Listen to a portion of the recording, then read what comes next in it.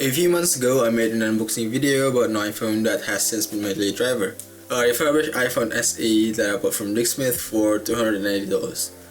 Please keep in mind that the currency that I'm using in this video is New Zealand dollars. There are a couple of reasons on why I bought this phone. The first is its size and compactness. Having a small hand myself, I can really appreciate how this phone is built.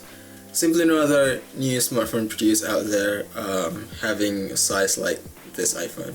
And the second reason is as a replacement for this, a 2-year-old Android phone with Motorola Moto M. And for some reason it doesn't quite make sense to replace a 2-year-old Android phone with a 3-year-old iPhone, but hear me out. Android phones does natural, especially the mid-range one. Some of the issues that my phone has is that the battery doesn't hold up anymore. There has been some ghost charges on the screen, and there's a dead pixel right in the middle of the screen. And although it may relate to some of you out there who are using a mid-range Android phone, but in my opinion, flagship Android phone doesn't age really well either. Well, it's because lack of updates after 1 or 2 years, unless you're using Pixel. To be honest, I've never been a fan of Apple products because of one thing: affordability.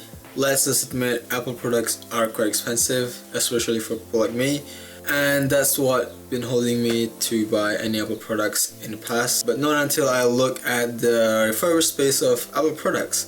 Well, I know that for me, some of them are still quite expensive, but an iPhone that has launched 2 or 3 years ago, in my opinion, they have a price that is quite competitive with some of the mid-range Android phones out there. So my budget was $300, and for that amount of money you can get amazing brand new mid-range Android phones like Samsung J, Samsung A20, Redmi Note 7, Huawei Nova 3, and actually a bunch more. But luckily I found a refurbished section on Musicbed's website and stumbled upon one and only iPhone that fits my budget.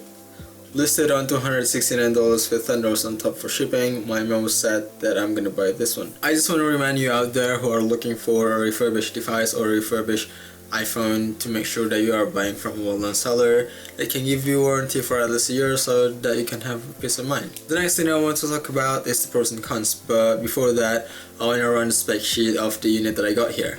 Launched in March 2016, making it a 3.5-year-old phone. It is powered by Apple A9 chip, 4-inch IPS LCD display, 640 by 1136 with 326 ppi, 12 megapixels rear camera, 1.2 megapixels front camera. My unit has 64 GB of storage and 2 GB of RAM, and my unit is unlocked and compatible with all carriers in Australia and New Zealand. And now I put that to the side, let's start with the pros. The first one, it's affordable. With a little price of $290, it is even cheaper than a Motorola Moto M that I bought only 2 years ago. The second one, it's flagship. Apple is known to only produce flagship smartphones, and although this is a 3-year-old flagship, but one thing that you guarantee to get from a flagship is that it's reliable. The phone's still running application very smooth, it opens app just fine, not crazy fast or anything, but the reliability made me don't want to remember the hard times when I was using this phone. And then the third one is iOS 13.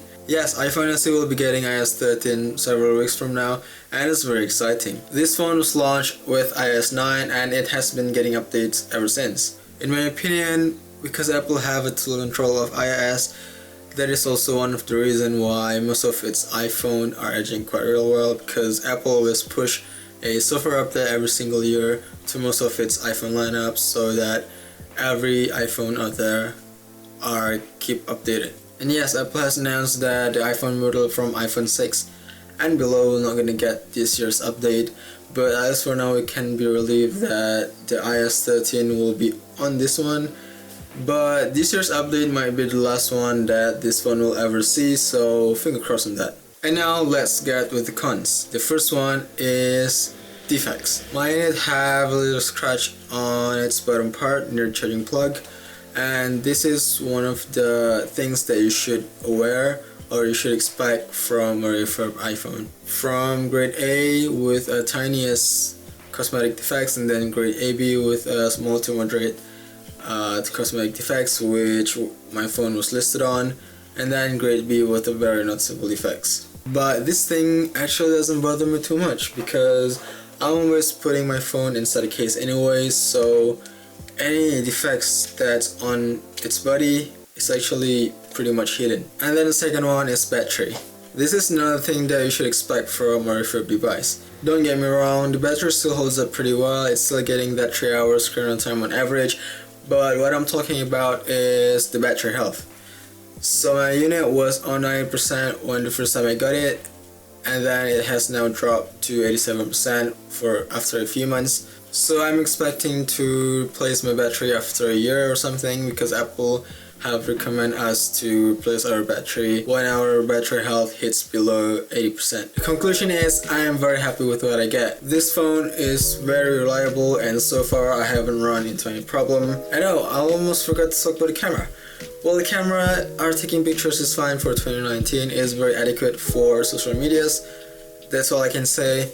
If you want to see more results about this camera, you should check out my Instagram page, link down in the description or somewhere on the screen. But in my opinion, what's awesome is that this little guy can record up to 4K 30 FPS and it'll do 1080p up to 60 FPS as well, which if you think again is quite amazing that those features are packed in this small form factor. And that's probably it. Things that I like and I don't really like about the unit that I got right here. I hope this video can help you out there who are looking for a new device or those who consider a refurb device or a refurb iPhone. If you have any question, please leave them down below and I'll catch you in the next one.